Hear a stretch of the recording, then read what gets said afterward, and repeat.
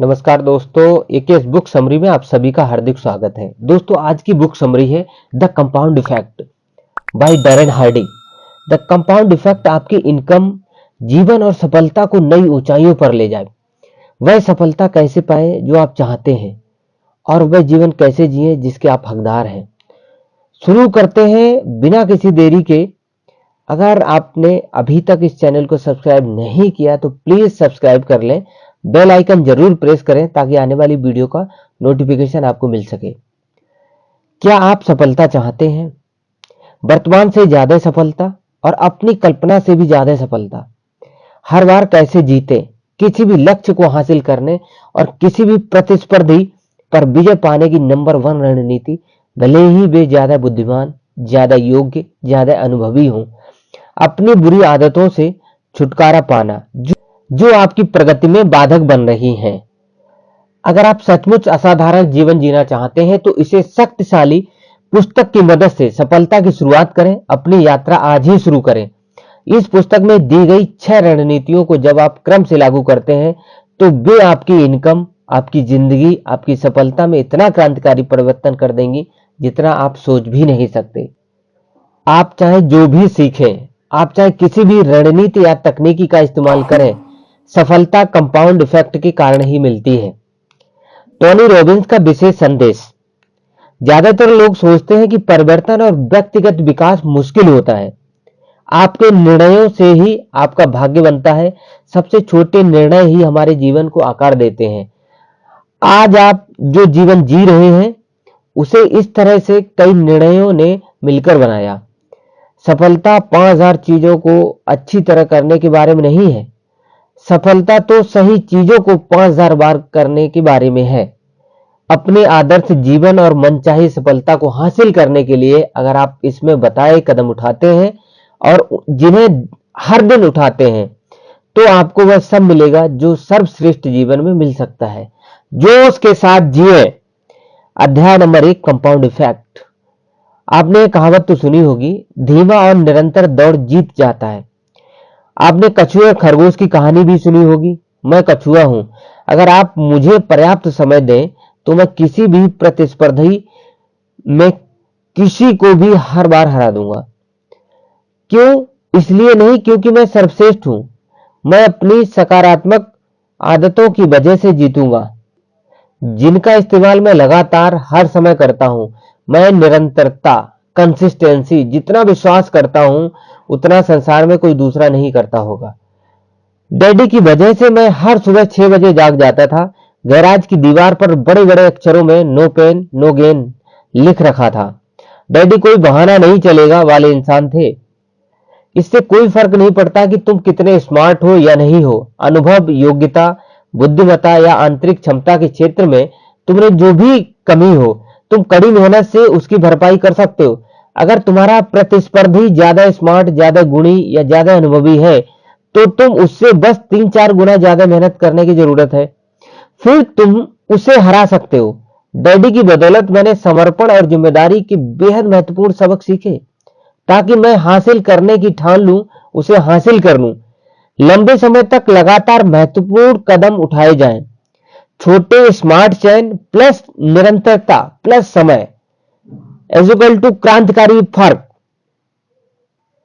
आइए इसको 3 दोस्तों की एक स्टोरी से समझते हैं। 3 दोस्तों की स्टोरी जो एक साथ बड़े हुए हैं, वे उसी इलाके में रहते हैं और उनकी अनुभूतियां काफी मिलती जुलती हैं। उनमें से प्रत्येक $50,000 साल भर में कमाता है। पहले दोस्त को हम लैरी नाम देते हैं। वह वही सब करता है जो करता आ रहा है। वह खुश है या वह सोचता है कि, लेकिन कभी कभार शिकायत करता है। उसके जीवन में कुछ नहीं बदलता। दूसरा दोस्त स्कॉट कुछ छोटे लेकिन महत्वहीन दिखने वाले सकारात्मक परिवर्तन करने लगता है। वह हर दिन एक अच्छी पुस्तक को 10 पेज पढ़ने लगता है। वह काम पर जाते समय की यात्रा में 30 मिनट तक प्रेरणादायी ऑडियो भी सुन लेता है। स्कॉट अपने जीवन में परिवर्तन तो करना चाहता है, लेकिन वह यह काम बड़े पैमाने पर नहीं करना चाहता। वह हर दिन 2000 कदम ज्यादा चलने लगा, लेकिन इन विकल्पों पर टिके रहने के लिए संकल्पवान होना चाहिए। वह जानता है कि यह चयन सरल है, लेकिन उसका मन उन्हें छोड़ने के लिए आसानी से ललचा सकता है। तीसरा दोस्त ब्रैड कुछ खराब विकल्प चुनता है। वह अपने प्रिय कार्यक्रम ज्यादा देखने के लिए टीवी खरीद लाया। वह फूड नेटवर्क पर देखी रेसिपीज को भी आजमाने लगा। वह चीज वाला पुलाव और मिठाइयां उसके पसंदीदा व्यंजन है। ब्रैड बस जिंदगी में मजे करना चाहता है। 5 महीने बाद लैरी, स्कॉट, ब्रैड के बीच कोई अंतर दिखाई नहीं देता। स्कॉट हर रात थोड़ा पढ़ता है और ऑफिस आते जाते समय ऑडियो सुनता है। ब्रैड जीवन का आनंद ले रहा है। लैरी वही सब कर रहा है जो हमेशा से करता आ रहा है। 10 महीने बाद भी हमें उनके जीवन में कोई खास परिवर्तन नजर नहीं आता। 18वें महीने में हमें इन तीनों दोस्तों के हुलियों में थोड़ा फर्क दिखाई दे सकता है, लेकिन 25वें महीने में के करीब यह अंतर काफी स्पष्ट हो जाता है। इसे नापा जा सकता है। 27वें महीने में यह अंतर काफी नजर आने लगता है। 31वें महीने तक तो आश्चर्यजनक परिवर्तन दिखाई देता है। ब्रैड अब मोटा हो चुका है, जबकि स्कॉट छरहरा हो गया है, फुर्तीला हो गया है। हर दिन 125 कैलोरी कम करने की बदौलत 31 महीने में स्कॉट का वजन 33 पाउंड कम हो गया है। ब्रैड ने इतने ही समय में हर दिन सिर्फ 125 कैलोरी ज्यादा खाई, जिससे उसका वजन बढ़ गया। कंपाउंड इफेक्ट की जबरदस्त शक्ति इतनी ही सरल है जो लोग कंपाउंड इफेक्ट के सिद्धांत का इस्तेमाल अपने लाभ के लिए करते हैं। कंपाउंड इफेक्ट की शक्ति समझने पर आप फटाफट परिणाम की अपेक्षा से छुटकारा पा लेंगे। यह विश्वास की उतनी ही जल्दी मिलनी चाहिए जितनी तेजी से फटाफट फास्ट फूड मिलता है। खुद से वादा करें कि आप लॉटरी जीतने की उम्मीद हमेशा हमेशा के लिए छोड़ देंगे। अध्याय 2 चैन चॉइसेस। हम सभी इस संसार में एक जैसी हालत में आते हैं। इस भव्य प्रवेश के बाद हमारा जीवन अंत में जो होता है वह उन विकल्पों का कंपाउंड इफेक्ट जिन्हें हमने चुना था।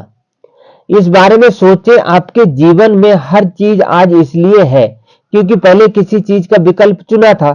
चयन आपके हर परिणाम का मूल कारण है। हर चयन से एक व्यवहार शुरू होता है जो समय के साथ आदत में बदल जाता है। खराब चयन करेंगे, आप अंत में दोबारा शून्य पर पहुंच जाएंगे और नए अक्सर ज्यादा मुश्किल चयन करने के लिए मजबूर होंगे। अगर आप चयन नहीं कर रहे, तब भी आप दरअसल आपके रास्ते में आने वाली चीजों को निष्क्रियता से ग्रहण करने का चयन कर रहे हैं। आपकी सबसे बड़ी चुनौती यह नहीं कि आप जानबूझकर बुरे चयन कर रहे हैं। अगर ये बात होती तो इसे सुधारना आसान था। आपकी सबसे बड़ी चुनौती तो यह है कि आपने चयन नींद में कर रहे हैं। आधे समय तो आपको यह भी नहीं पता होता कि आप चयन कर रहे हैं। पूरे साल धन्यवाद की परंपरा। दूसरों की तरफ उंगलियां उठाना हमेशा आसान होता है ना। कुछ साल पहले मेरा एक दोस्त अपनी पत्नी के बारे में शिकायतें कर रहा था। मेरे हिसाब से शानदार महिला थी। मेरा दोस्त खुशकिस्मत था जो उसे इतनी अच्छी पत्नी मिली थी। मैंने दोस्त को यह बात बता दी, लेकिन इसके बावजूद वह लगातार बोलता रहा कि उसकी पत्नी किस तरह उसके दुख के लिए जिम्मेदार थी। तब मैंने उसे एक अनुभव बताने का निर्णय लिया जिसने मेरे वैवाहिक जीवन को बदल दिया था। एक बार थैंक्स गिविंग वाले दिन मैंने अपनी पत्नी के लिए थैंक्स गिविंग जर्नल लिखने का निर्णय लिया। पूरे साल हर दिन मैंने उसमें कम से कम एक चीज लिखी जिसके लिए मैं उसकी प्रशंसा करता था। जिस तरह वह अपनी सहेलियों के साथ व्यवहार करती थी, जिस तरह हमारे लिए हर रात स्वादिष्ट भोजन बनाती थी, हर रात अच्छे से बिस्तर तैयार करती थी। जो भी हो, मैंने अपनी पत्नी में ऐसी चीजें तलाश की जिनसे मैं प्रभावित था, या जिन ऐसे गुण विशेषताएं प्रकट होती थी जिनकी मैं प्रशंसा और कद्र करता था। जिनसे ऐसे गुणों से उस साल के अंत तक मेरा जर्नल भर गया था। जब मैंने अगले थैंक्स गिविंग पर उसे यह जर्नल तोहफे में दिया तो वह खुशी के मारे रोने लगी। उसने कहा, यह वह सबसे अच्छा उपहार है। मेरा अनुभव सुनने के बाद मेरे दोस्त ने भी अपनी पत्नी पर केंद्रित थैंक्स गिविंग जर्नल लिखने का निर्णय लिया। कुछ ही महीने में उसका वैवाहिक जीवन पूरी तरह बदल गया। तो है ना कितनी अच्छी बात। 100% यानी 100%। हम सभी सेल्फ मेड यानी स्वनिर्मित हैं, लेकिन सफल लोग ही इसका श्रेय लेते हैं। मैं 18 साल का था जब मैंने एक सेमिनार में व्यक्तिगत जिम्मेदारी का विचार सुना। इस अवधारणा ने मेरे जीवन का कायाकल्प कर दिया। जिस सेमिनार में मैं 18 साल की उम्र में गया था, उसमें वक्ता ने पूछा था, किसी संबंध को कारगर बनाने की कितने प्रतिशत जिम्मेदारी आपकी होती है? उस समय मैं ऐसा समझता था, मैं चिल्लाकर बोला 50-50। किसी ने 51-49 और एक ने कहा 80-20। प्रशिक्षक व्हाइट बोर्ड की तरफ मुड़ा और वहां उसने बड़े बड़े काले अक्षरों में लिखा 100%। आपको 100% देना होता है और बदले में कोई चीज पाने की शून्य अपेक्षा रखनी होती है। अगर मैं अपने हर अनुभव की 100% जिम्मेदारी लूं तो इसका मतलब है कि शक्ति मेरे पास है। इसका मतलब है कि हर चीज मुझ पर निर्भर करती है। जो मैंने किया, जो नहीं किया, या जो मेरे साथ होने वाला जो भी चीजें थी, उन सब पर मैंने कैसी प्रतिक्रिया दी, हर चीज के लिए सिर्फ मैं जिम्मेदार था। भाग्यशाली बनना। हम सभी भाग्यशाली हैं अगर आप जीवित हैं, स्वस्थ हैं और आपकी फ्रिज में थोड़ा भोजन है, और आप बहुत भाग्यशाली हैं। हर एक के पास भाग्यशाली होने का अवसर होता है। मैंने एक बार रिचर्ड ब्रांसन से पूछा था, क्या उन्हें ऐसा लगता है जैसे भाग्य ने उनकी सफलता में भूमिका निभाई हो? इस पर उनका जवाब था, हम सभी भाग्यशाली हैं। चाहे आप इस बात को पहचान पाए या नहीं पहचान पाए, भाग्य हर दिन हमारी मदद करता है। भाग्यशाली बनने का फॉर्मूला भी है। तैयारी, व्यक्तिगत विकास, नजरिया, विश्वास, मानसिकता। अवसर, आपके सामने कोई अच्छी चीज आना, कार्य, इसके बारे में कुछ करना, तब भाग्य बनता है।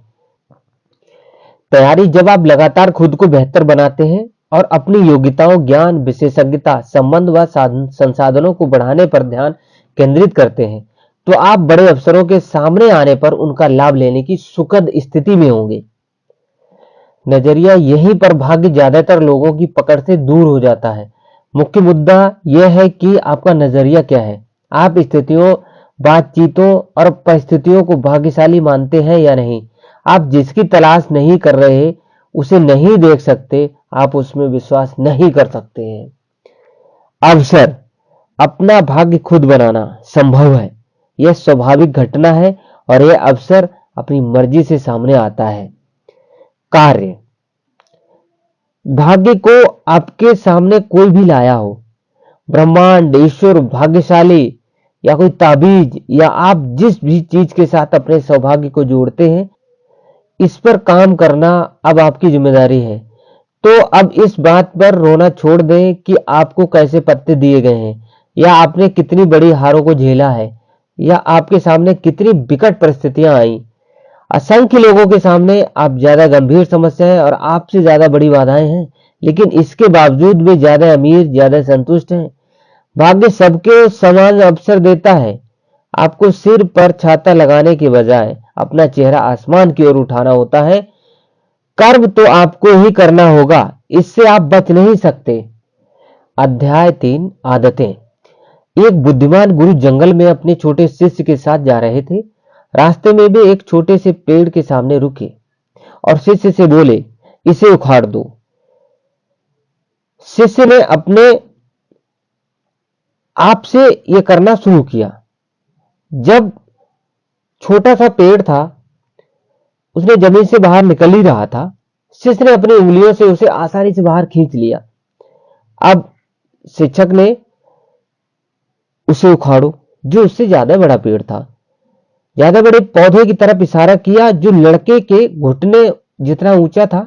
लड़के को थोड़ा जोर लगाना पड़ा, लेकिन वह पौधा भी कुछ मेहनत के बाद उखड़ गया।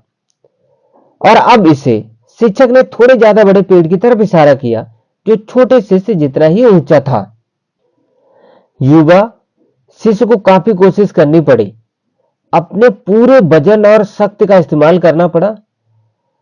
लकड़ियों और पत्थरों से इसकी जिद्दी जड़ें खोदनी पड़ी और तब कहीं जाकर उस पेड़ को उखाड़ पाया। बुद्धिमान गुरु ने कहा, अब मैं चाहता हूं कि तुम उसे उखाड़ो। छोटे लड़के ने देखा कि शिक्षक बलूत का एक बहुत बड़े पेड़ की तरफ इशारा कर रहे थे, जिसका शिखर उसे दिखाई नहीं दे रहा था। इससे काफी छोटे पेड़ को उखाड़ने के लिए उसे जो संघर्ष करना पड़ा था, उसे याद करते हुए शिष्य ने अपने गुरु से बोला, मुझे अफसोस है, लेकिन मैं ऐसा नहीं कर सकता। बेटा तुमने अभी अभी आदत की शक्ति को देखा। गुरु ने समझाया, आदतें जितनी पुरानी होती हैं उतनी ही बड़ी होती हैं जाती हैं, उनकी जड़ें उतनी ही ज्यादा गहरी होती हैं और उन्हें जड़ से उखाड़ना मुश्किल हो जाता है। आदत के जो बन जाते हैं, अरस्तु ने लिखा था, हम वही बनते हैं जो हम बार बार करते हैं। मिरियम वेबस्टर ने आदत की परिभाषा बताई, व्यवहार का वह रूप जो लगभग या पूरी तरह से स्वचालित बन चुका है। घोड़े पर सवार एक आदमी की कहानी, जो तेजी से कहीं जा रहा था। उसे देखकर ऐसा लग रहा था जैसे वह किसी बहुत महत्वपूर्ण जगह जा रहा हो।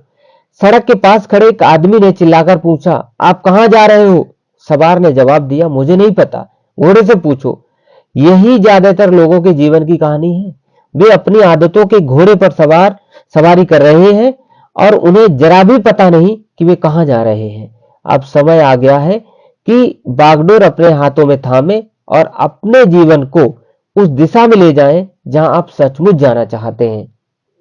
लक्ष्य, अगर आप वह प्रगति नहीं कर रहे जो आप करना चाहते हैं और करने में सक्षम हैं, तो सिर्फ ऐसा इसलिए है क्योंकि आपने अपने लक्ष्य को स्पष्टता से तय नहीं किया है।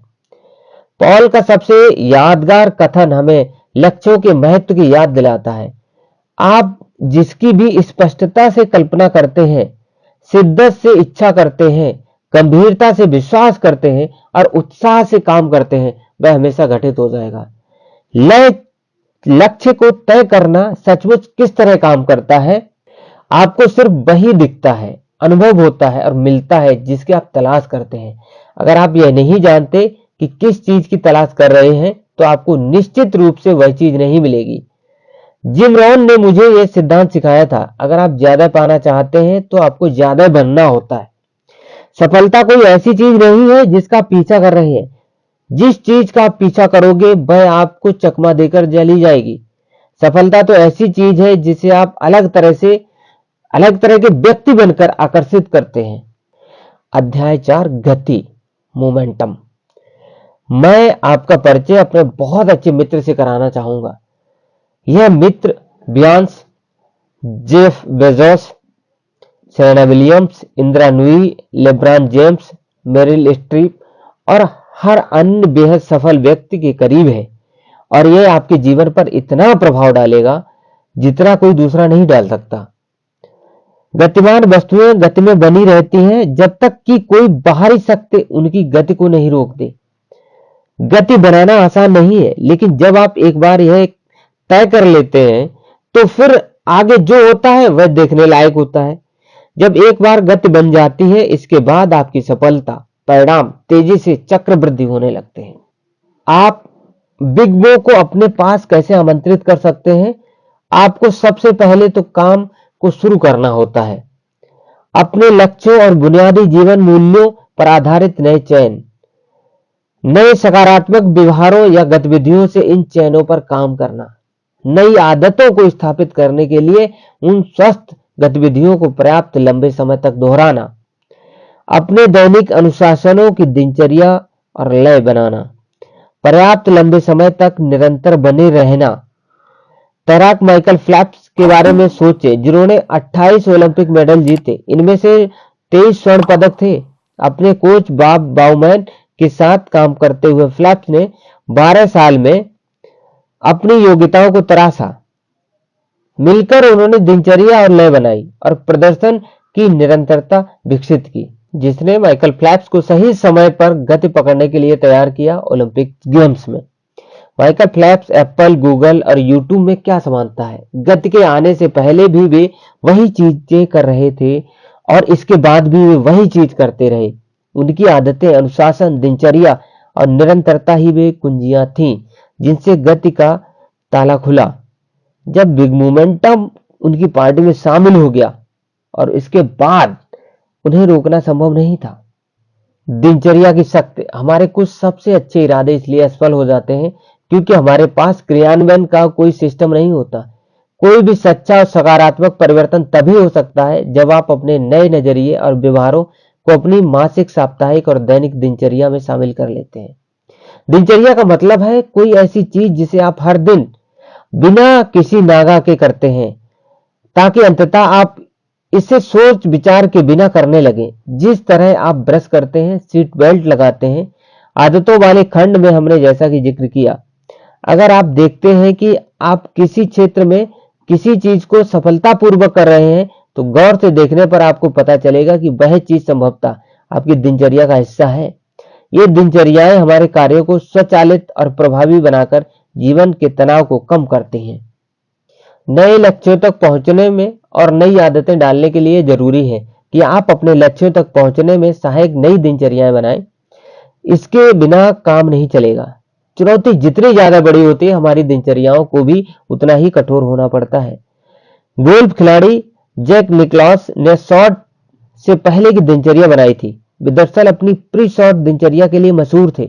वे हर शॉट मारने से पहले हमेशा एक तरह का डांस करते थे, मानसिक और शारीरिक कदमों की स्वचालित श्रृंखला, जिससे वे पूरी तरह एकाग्र हो जाते थे। अपनी दिनचर्याओं पर नजर डालते थे। अगर कोई चीज पहले आपको ऊर्जावान बनाती थी लेकिन अब पुरानी हो गई है और शक्तिशाली परिणाम नहीं दे रही है, तो इसकी अदला बदली कर लें। जब आपके अनुशासन और कार्य लय बना लेते हैं, तो बिग मोमेंटम का स्वागत करते हैं। निरंतरता गति हासिल करने और कायम रखने की कुंजी है। दौड़ जितना गति के बारे में है, कछुआ बने वह व्यक्ति बने जिसे अगर पर्याप्त समय दिया जाए तो वह सकारात्मक आदतों और व्यवहारों को निरंतरता से लागू करके किसी भी प्रतिस्पर्धा में लगभग किसी को भी हरा देगा। इससे आपकी गति और प्रगति में जादुई शक्ति आएगी और यह कायम रहेगी। अध्याय 5, प्रभाव, इन्फ्लुएंस। मुझे उम्मीद है कि अब तक आप समझ गए होंगे कि आपके छोटे छोटे चयन दरअसल कितने महत्वपूर्ण होते हैं। हालांकि छोटे होने की वजह से वे महत्वहीन नजर आते हैं, लेकिन चक्रवृद्धि होने पर और साथ मिलकर वे आपके जीवन पर बहुत ज्यादा प्रभाव डाल सकते हैं। आपके जीवन में जो मिलता है उसका सृजन आप ही करते हैं। अपेक्षा सृजनात्मक प्रक्रिया को संचालित करती है। अपेक्षा क्या है?